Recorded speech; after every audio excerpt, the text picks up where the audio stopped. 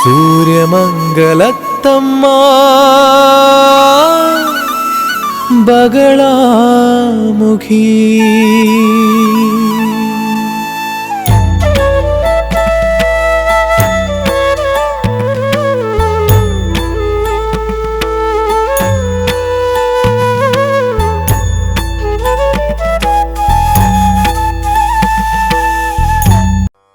జై జగన్మాతా దేవి బగళాముఖి. ఓం హ్రీం బగళాముఖి సర్వదుష్టానాం వాచం ముఖం పదం స్తంభయ జిహ్వాంకీలయ బుద్ధిం వినాశయ హ్రీం ఓం స్వాహ. ఓం హ్రీం బగళాముఖి సమస్త భక్తానాం సర్వాభీష్టం సాధయ సాధయ హ్రీం ఓం స్వాహ. మనిషి యొక్క మనసులో అనేక సమస్యలు తలెత్తుతూ ఉంటాయి కదూ. అన్నీ మనిషి మనసులోనే ఉంటాయి. అనేక ప్రశ్నలు. ఎవరది, ఎప్పుడు, ఎందుకు, ఎందుకోసం, ఇటువంటి అనేక సమస్యలు ప్రశ్నలు ఉంటాయి కదూ. ఇప్పుడు ఏమిటి అని అడిగితే టీవీలో నన్ను చూస్తున్న మీ అందరికీ ఒక ప్రశ్న తలెత్తి ఉంటుంది. ఎవరితను అనే కదూ. నేను సమాధానంగా ఏం చెప్తానంటే, నేను ఎవరో తెలుసుకునే ముందు నీవు నీవెవరో తెలుసుకో. ఇదే నేను చెప్పదలుచుకున్నది. అది ఎలా అంటే, నీ జాతకం చూడటం ద్వారానే. మీరు ఎవరు, మీ యొక్క జన్మ ఉద్దేశం ఏమిటి, ఎందుకని మీరు జన్మించారు, మీరు ఏమవుతారు, మీ భవిష్యత్తేమిటి, ఇటువంటి వేల ప్రశ్నలు మీలోనే తలెత్తుతున్నప్పుడు, వాటికి దారి మీకే సరిగ్గా తెలియనప్పుడు నేనెవరని అడగటంలో అర్థం లేదు కదా. అందుచేత నేనెవరని తెలుసుకునేలోపు నీవు నీవెవరో తెలుసుకో. అందుకుగాను మీ జాతకాన్ని తీసుకుని రావాల్సుంటుంది. ఇక్కడికనే కాదు, ఇక్కడికి రావచ్చు. ఇలాగే ఉన్నటువంటి ఆచార్యుల వద్దకు వెళ్ళి ఆ ఆచార్యుడు నివసిస్తున్న స్థలానికి మీరు వెళ్ళవచ్చు. ఏ క్షేత్రానికైనా వెళ్లే ముందు, ఏ ఆచార్యుణ్ణైనా కలవటానికి వెళ్లే ముందు మన యొక్క జన్మ ఉద్దేశం ఏమిటి, ఎందుకని ఆ భగవంతుడు మనందరికీ ఈ జన్మ ప్రసాదించాడు, ఈ జన్మని మనందరం ఎలా జీవించవలసి ఉంటుంది. అదేమిటంటే, ఇదివరకు నేను మీ అందరికీ చెప్పాను కదా, జీవితం ఓ నాటకం, ఈశ్వరుడు రచించిన నాటకం. ఈ నాటకంలో మన యొక్క పాత్ర ఏమిటి, మన వ్యక్తిత్వం ఏమిటి, దానిని ముందుగానే మనం తెలుసుకుని తీరాలి. మన జీవితపు స్క్రిప్ట్ ఉందే, అదే మన జాతకం. ఇక ఈ సూర్యమంగళం వచ్చి, ఇప్పుడు మీరు షాపింగ్కి వెళ్తుంటారు కదా. ఆ షాపింగ్ మాల్లో ఎలా అంటే, అన్ని వస్తువులు ఒకే చోట మనకు దొరుకుతూ ఉంటాయి. ఇదివరకటి రోజుల్లో ఏమిటి అంటే, ఒక్కో దానికోసం ఒక్కో స్థలానికి వెళ్లవలసి ఉంటుంది. ఇప్పుడు అలా కాదు. ఒకే స్థలంలో కావలసిన వస్తువులు, అంటే ఒక షాపింగ్ మాల్కి వెళ్ళాము అంటే ఒక మనిషి జీవనానికి ఏదైతే కావాలో అవన్నీ అక్కడే దొరుకుతాయి. అదేవిధంగా ఇదివరకటి రోజుల్లో, ఉదాహరణకి పంటి నొప్పుందనుకోండి, దంతవైద్యుణ్ణి కలవటానికి దంతవైద్యశాలకు వెళ్లవలసుండేది. మనోవ్యాధి ఉంటే ఆ ఆసుపత్రికి వెళ్ళాలి. ఇలా ఒక్కో వ్యాధికి ఒక్కో ఆసుపత్రికి వెళ్లాల్సొచ్చేది. ఇప్పుడు అలా కాదు. మల్టీ స్పెషాలిటీ హాస్పిటల్స్ వచ్చేసాయి. అన్ని చికిత్సలు అక్కడే చేస్తుంటారు. అదేవిధంగా నేను మీతో మాట్లాడుతున్నటువంటి ఈ యొక్క స్థలం సూర్యమంగళం తాంత్రిక విద్యాపీఠం, ఒక మల్టీ స్పెషాలిటీ స్పిరిచువల్ సెంటర్ అలా అని చెప్పచ్చు. ఇది నేను చెప్పినది కాదు. ఇక్కడికి వచ్చి ఒక మహానుభావుడు చెప్పినటువంటిదే. ఇది ఒక మల్టీ స్పెషాలిటీ స్పిరిచువల్ సెంటర్ అని. ఇక్కడ ఏమేమి జరుగుతూ ఉంటాయని వివరంగా చెప్తాను. మీరు మీ యొక్క జాతకాన్ని చూపించుకోవచ్చు. అవసరమైతే ప్రశ్నని వేయవచ్చు. అది కుటుంబ ప్రశ్న, అష్టమంగళ ప్రశ్న, దైవ ప్రశ్న, ఇలా శాస్త్ర విధానుసారం అవసరమనిపిస్తే అవన్నీ ఇక్కడ మీకు చూడటం జరుగుతుంది. అదేవిధంగా జాతకంలో మాంగళ్య దోషం ఉంటే దానికిక్కడ స్వయంవర హోమం చేసుకోవచ్చు. ఆ స్వయంవర హోమం ఇక్కడ మహాదేవుడు పార్వతీదేవి ముందు ఆ స్వయంవర హోమం చేయబడుతుంది. అది 41 రోజులు. ఈ స్వయంవర హోమం ఏమిటంటే ఓం క్లీం యోగిని యోగిని యోగేశ్వరి యోగేశ్వరి యోగ భయంకరి సకల స్థావర జంగమస్య ముఖహృదయం. అటు తర్వాత పేరు నక్షత్రాన్ని జోడించి మేవశం ఆకర్ష ఆకర్ష స్వాహ. ఇదే స్వయంవర మంత్రం. ఈ మంత్రాన్ని జపిస్తూ ఇప్ప పువ్వు అనొకటుంటుంది. ఆ ఇప్ప పువ్వుని తేనెలో ముంచి ఈ హోమాన్ని చెయ్యాలి. ఇది కొన్ని దోషాలకు. మరికొన్ని దోషాలకు వచ్చి దదిలాజ హోమం. అదేమిటంటే వెన్న. మీ అందరికీ తెలుసు కదా, ఆ వెన్నని పెరుగుతో కలిపి ఈ హోమాన్ని చేయవలసి ఉంటుంది. మరికొన్ని దోషాలకు గుండుమల్లి అంటే మల్లెపువ్వు, దానిని తేనెలో ముంచి హోమం చేయవలసి ఉంటుంది. ఇలా పలు రకాలుగా జాతకంలో ఉన్నటువంటి మొత్తంగా మాంగళ్య దోషాన్ని అది ఏ స్థాయిలో ఉందో, ఎంత ప్రమాదకరంగా ఉందో దానిని గమనించి దానికి సరిపడే పరిహారం. మంత్రం ఒకటే, స్థాయి మారుతున్న కొద్దీ మంత్రం మారుతుంది. ఇక అదేవిధంగా స్వయంవర హోమాన్ని యథావిధిగా శాస్త్రానుసారం మీరిక్కడ చేసుకోవచ్చు. అటు తరువాత వేర్పాటు హోమం. ఈ హోమం ఎందుకు అంటే మీ యొక్క అబ్బాయో లేక అమ్మాయో వేరెవర్నో ఇష్టపడ్డారు అనుకోండి, ప్రేమించుకున్నారు, కానీ వివాహం తర్వాత వారికి కలిసుండే యోగం లేదు, విడిపోయే అవకాశముంది. దానర్థం ఏమిటంటే వారి జాతకంలో పునర్వివాహ యోగం గనక ఉంటే వారు విడిపోతారు. అలా గనక ఉంటే ఆ వివాహం జరగకుండా మనం ఆపాల్సుంటుంది. ఒక వివాహం జరిగి వారు విడిపోయారంటే తప్పకుండా వారి జీవితంలో మరో వివాహంతో సంతోషంగా ఉండే అవకాశం లేదుగా. అందుచేత మనం పునర్వివాహ యోగం కలిగిన జాతకాలకు ఒక వ్యక్తిని ఇష్టపడి పెళ్లి చేసుకుని జీవితాంతం అలాగే ఉండగలిగితే వారిని మనం వదిలేయచ్చు. అందులో ఎలాంటి తప్పు లేదు. కాకపోతే వివాహమయ్యాక దోషాలు కనబడుతున్నాయి అంటే, లేక ఆ వ్యక్తే కావాలని మీ అబ్బాయో అమ్మాయో మీ దగ్గర మంకుపట్టు పడితే గనక వారిని విడదీయటానికి, ఆ దోషం రాకుండా విడదీయటానికి వేర్పాటు హోమం చేయవచ్చు. అది కూడా ఇక్కడ జరుగుతూ ఉంటుంది. అటు తరువాత విద్వేషణ హోమం. విద్వేషణ హోమం ఎందుకు అంటే ఇదివరకే చెప్పాను కదా, ఆ యొక్క లవర్స్, ప్రేమికులు వివాహం గనక చేసుకుంటే వాళ్ళిద్దరి జీవితం నరకప్రాయమవుతుంది. దాంతో పెళ్ళయిన తర్వాత వారి మధ్య గొడవలు ప్రారంభమవుతాయి. అందుకు విద్వేషణ హోమం అది ఇక్కడ మీరు చేసుకోవచ్చు. అటు తరువాత సంతానవశ్యం. మీ పిల్లలు మీరు చెప్పినట్లు వింటం లేదు, మిమ్మల్ని ఎదిరించి మాట్లాడుతున్నారు. మీ అమ్మాయి అబ్బాయి మీ కంట్రోల్లో ఉండటం లేదు, మీరు చెప్పినా వినరు, మీకు మర్యాదెవరు. అలా గనక ఉంటే మీ పిల్లల్ని మీరు వశం చేసుకోవచ్చు. సంతానవశ్యం అదేం తప్పు కాదు, అది మీరిక్కడ చేసుకోవచ్చు. అటు తరువాత పరివశ్యం. ఉదాహరణకు మీ వారు మీతో ప్రేమానురాగాలతో ఉండటం లేదు, మీరు చాలా మంచివారు, అయినా కూడా మీ వారు మీతో ప్రేమగా అభిమానంగా ఉండటం లేదు. ఒకవేళ మీరు మగవారే అయితే మీ భార్య మీతో ప్రేమాభిమానాలతో ఉండటం లేదు. పతివశ్యం అలాగే కళత్రవశ్యం ఇక్కడ చేయవచ్చు. పతివశ్యం అంటే మీ వారిని వశం చేసుకోవటం. కళత్రవశ్యం అంటే భార్య, కళత్రం అంటే భార్య కదా, భార్యని వశం చేసుకోవచ్చు. అది కూడా ఇక్కడ చేసుకోవచ్చు. అటు తర్వాత కర్మవశం. కర్మవశం అనగా, కర్మవశం అంటే మీరందరూ అనుకుంటున్నట్టు కాదు, ఇప్పుడు మరణ పూజల్లాంటివి కాదు. కర్మ అంటే జ్యోతిష్యంలో వృత్తి అనే అర్థం. కొందరు రకరకాల వృత్తులు చేస్తూ ఉంటారు, ఏదీ కూడా అతనికి సెట్ అవ్వదు. కానీ ఒక వృత్తి చేసే అవకాశం ఉంటుంది, దాని మీద అతనికి ఇంట్రెస్ట్ కూడా ఉంటుంది. కానీ చాలా చేయటం వల్ల అవన్నీ చేజారిపోతుంటాయి, వెళ్ళిపోతూ ఉంటాయి. అలా గనక ఉంటే కర్మవశ్యం చేయించుకోవాల్సి ఉంటుంది. ఆ వృత్తి మన చేదాటి పోకూడదు.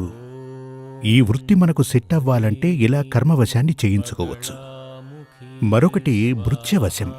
మీ దగ్గర పనిచేస్తున్న వారు ఎవ్వరూ కూడా ఉండరు, వెళ్ళిపోతూ ఉంటారు. అలా కాకుండా పని కోసం వచ్చిన వారు మనతో ప్రేమగా అభిమానంగా పర్మనెంట్గా మన దగ్గరే ఉండిపోవాలి.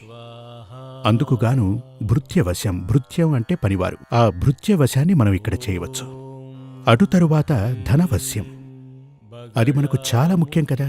మీలో చాలామంది పలు రకాల వృత్తులవి చేస్తుంటారు, కాని ఎప్పుడూ కూడా చివరిగా చూసుకునేసరికి 10 లక్షలు పెట్టి వ్యాపారం ప్రారంభిస్తే చివరిగా చూసుకుంటే మరో 10 లక్షలు అప్పుంటుంది.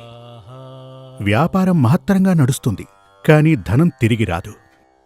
దానికి మీ జాతకంలో ఉన్న దోషమే కారణం. అంటే ఏంటంటే, కొందరికొచ్చి ధనం తనంతట తానుగా వస్తుంది, కొందరికి రాదు. దాన్ని మనం రప్పించుకోవాలి. దానికోసం ధనవశ్యం, అదే ధనవశ్య హోమం. దానిని కూడా మీరిక్కడ చేసుకోవచ్చు. శాశ్వతంగా మీ అందరికీ ధనప్రాప్తి కలగాలి అనుకుంటే గనక ధనవశ్య హోమం చేసుకోవచ్చు. ఒకవేళ మీకు జాతకరీత్యా అనారోగ్య సమస్య ఉందనుకోండి, ఎప్పుడూ అనారోగ్య సమస్యలు వస్తూ ఉంటాయి. అదేవిధంగా జాతకంలో కొన్ని ఆయుష్ సమస్యలు ఉన్నాయని, అపమృత్యు దోషాలు ఉన్నాయని చెప్తూ ఉంటారు. అలా గనక ఉంటే మీకు అదేవిధంగా పర్మనెంట్గా ఒక రోగం, దాని కొరకు మీరు మృత్యుంజయ హోమం ఇక్కడే చేసుకోవచ్చు. లేదు, మీకు జాతకరీత్యా యాక్సిడెంట్ జరగబోతోందని, ఆయుష్ దోషాలు ఉన్నాయని చెప్తారు, మహావ్యాధుందంటారు, క్యాన్సర్ లాంటి మహామారి రోగాలు మీకు వచ్చే అవకాశముంది. ఎంత గొప్ప చికిత్స చేసుకున్నా ఆ వ్యాధి నయం కాలేదు. లేదంటే మీకు డాక్టరే చెప్తాడు, ఈ వ్యాధి ఏమిటో ఏంటో అని అంతుపట్టడం లేదు. అటువంటి అనేక రకాల దోషాలు తొలగిపోవటానికి మృత సంజీవనీ హోమం, అది ఇక్కడ చేసుకోవచ్చు. చూడండి, ఇటువంటి దోషాలన్నీ ఉండటానికి పూర్వజన్మ పాప ఫలాలే కారణం. పూర్వజన్మ పాపదోషాల పరిహారానికి ఒకే ఒక మార్గముంది, సహస్ర విరాజిత యాగం. ఆ సహస్ర విరాజిత యాగాన్ని మీరు ఇక్కడ చేసుకో. శత్రువులతో సంభవించే పలు రకాల విపత్తులు ఉంటాయి.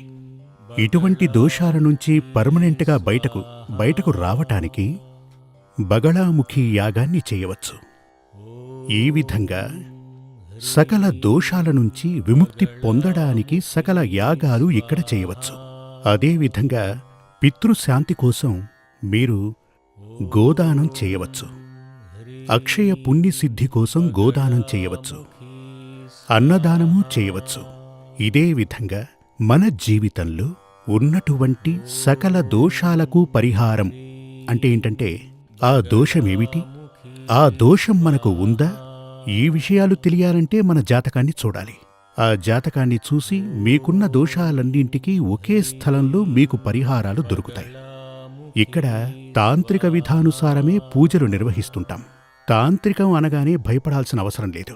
తాంత్రికమంటే గురువాయూర్లో, అంటే ఏంటంటే కేరళలో ఉన్నటువంటి మహాక్షేత్రాలలో శబరిమల అయ్యప్ప క్షేత్రం, గురువాయూరు క్షేత్రం, ఇలాంటి క్షేత్రాలన్నింటిలోనూ నిత్య పూజలు చేసేది తాంత్రిక విధానుసారమే. దానికి భయపడాల్సిన పని లేదు. తాంత్రికమంటే క్షుద్ర పూజలు కానే కాదు. అటువంటివి ఉన్నప్పుడు వాటి నుంచి బయటపడాలంటే తాంత్రిక పూజే మార్గం. తాంత్రిక విద్యని పఠించిన ఆచార్యుణ్ణి తంత్రి అని పిలుస్తారు.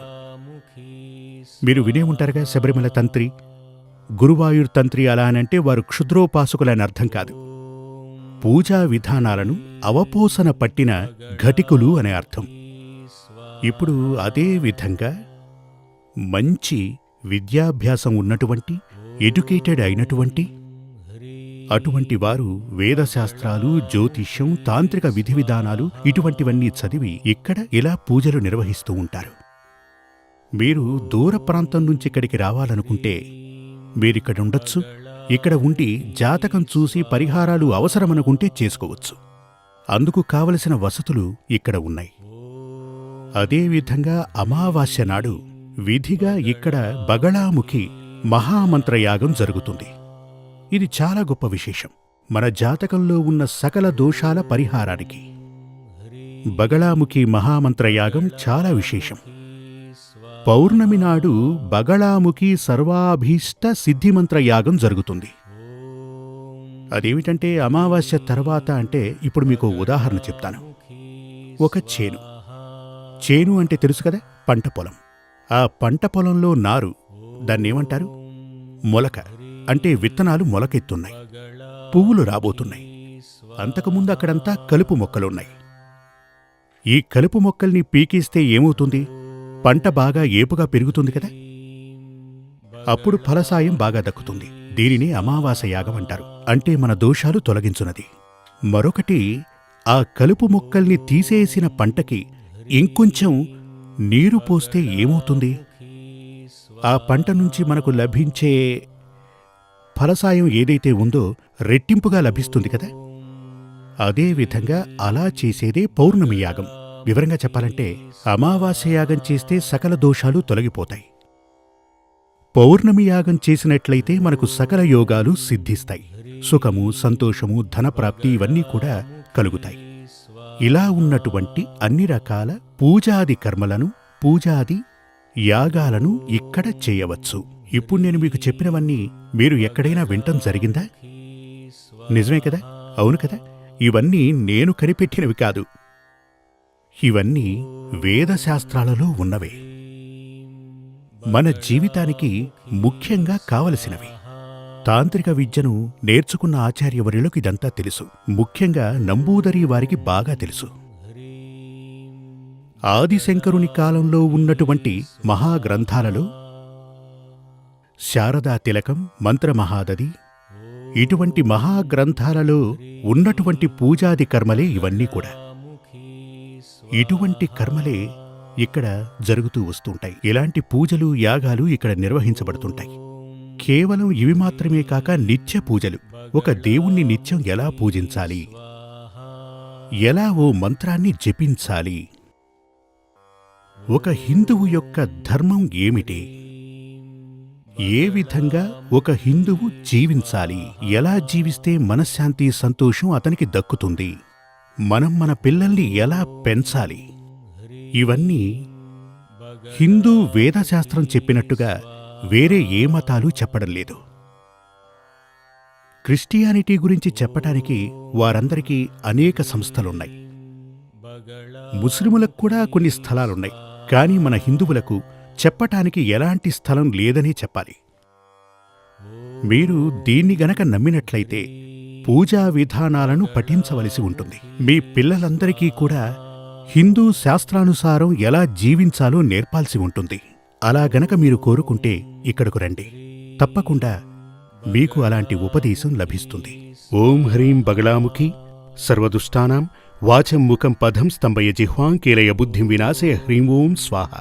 ఈ మంత్రం ద్వారా మనకు మన జీవితంలో ఉన్నటువంటి సకల శత్రువులంటే కేవలం మనుషులనే అర్థం కాదు. మీరు పడుకున్నప్పుడు ఒక దోమ మిమ్మల్ని కుడుతుంది, అది శత్రువే.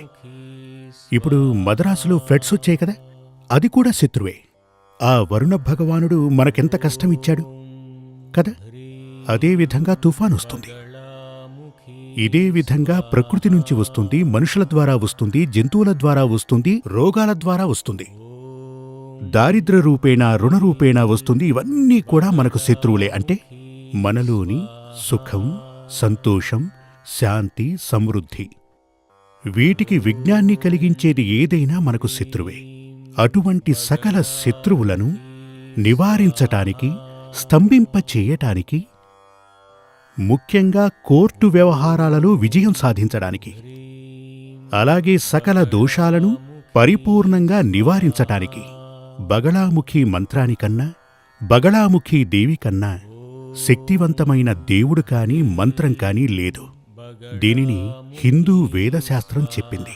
జై జగన్మాతా దేవి బగళాముఖి. సమస్త భక్తానాం సర్వాభీష్టం సాధయ సాధయ హ్రీం ఓం స్వాహ.